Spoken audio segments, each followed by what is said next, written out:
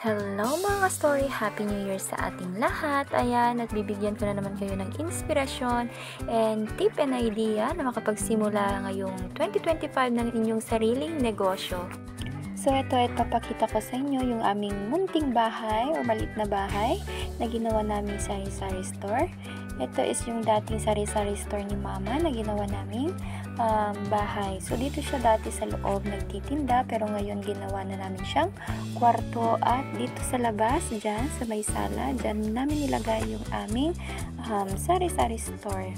O, san ka pa, diba? May bahay ka na, may negosyo ka pa.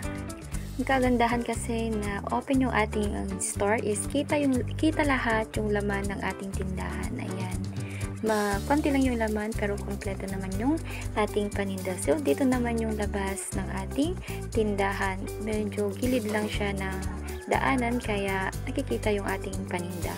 Bale wala siyang takip, ganyan lang, pero wala namang mga pumapasok or mga masasamang loob na pumupunta kasi mababait naman yung ating mga kapitbahay. So ipiplex ko ulit yung ating dating sari-sari store dyan sa loob na ginawa naming kwarto. And kagandahan kasi ng nasa bahay mo ang yung sari-sari store or negosyo ay pwede mong gawin yung lahat ng trabaho na gusto mong gawin habang nagtitinda ka sa iyong bahay. And at the same time, pwede kang magbukas anytime and mag-close anytime na gustuhin mo. And etong sari-sari store namin is maliit lang yung puhunan. Mga wala pang 10,000 ay nakapagsimula na ako ng aking sari-sari store. Bale, nasa sayo na lang kung gaano ka kagaling magpaikot ng iyong puhunan, and at the same time, kung paano ka didiskarte or sa tingin mo kung gaano ka lalamang sa iyong mga kakumpetensya na sari-sari store sa iyong katabing mga tindahan.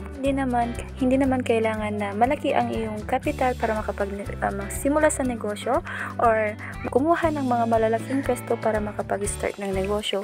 Ang kailangan mo lang ay maging madiskarte para makapagsimula ng iyong negosyo.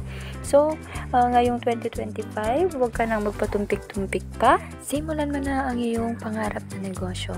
Hindi porket sari-sari store lang sa kanilang paningin, pero ang kita ay malaki din.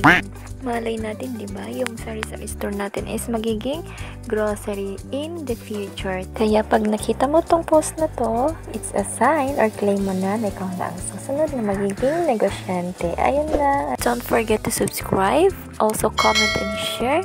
Happy selling ka story. Bye!